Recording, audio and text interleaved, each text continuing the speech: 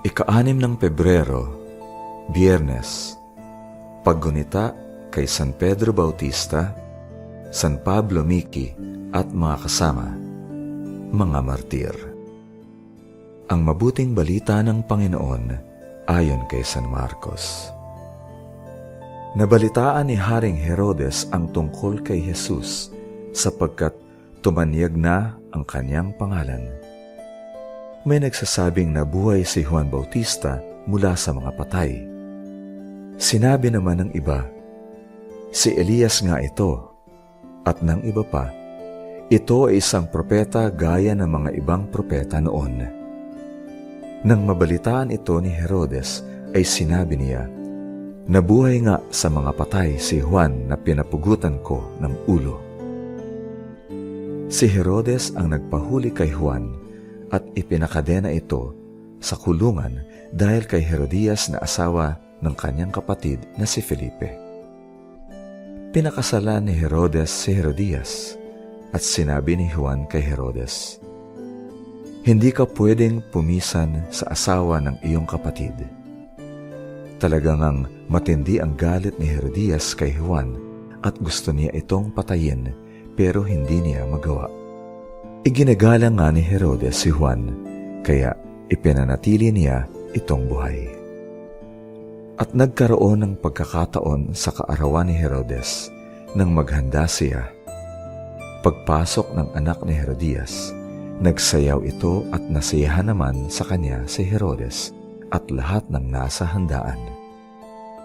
Sinabi ng hari sa dalagita, ibibigay ko sa iyo ang anumang hingin mo, kahit na ang kalahati ng aking kaharian. Lumabas ang anak at tinanong ang kanyang ina, ano ang hihingin ko? At sumagot naman ito, ang ulo ni Juan Bautista. Agad niyang pinuntahan ang hari at sinabi, gusto kong ibigay mo agad sa akin ang ulo ni Juan Bautista sa isang bandeha.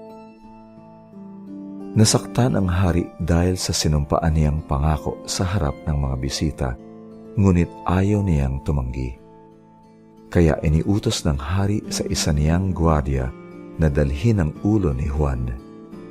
Pinugutan nito si Juan sa kulungan. Inilagay sa isang bandeha ang kanyang ulo. Ibinigay sa dalagita at ibinigay naman ito ng dalagita sa kanyang ina. Ang mabuting balita ng Panginoon. Pagsasadiwa, nabuhay nga sa mga patay si Juan na pinapugutan ko ng ulo. Nabalitaan ni Herodes ang pangangaral at mga himalang ginawa ni Jesus at nagbalik sa kanya ang nakaraan. Naakit na siyang minsan kay Juan Bautista, pero hindi niya ito pinakinggan at nagpatuloy siya sa makasalanang pamumuhay.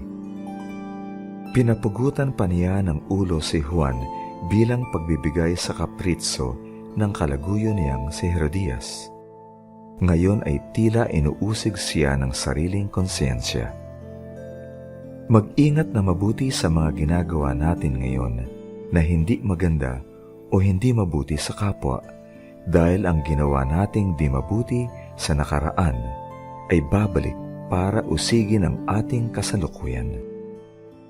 Kaya ngayon pa lamang, timbangin nating mabuti ang mga bagay-bagay bago tayo gumawa ng desisyon.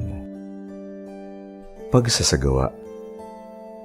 Pagnilayan natin ang kahulugan ng kasabihang, kung anong itinanim, siya ring aanihin.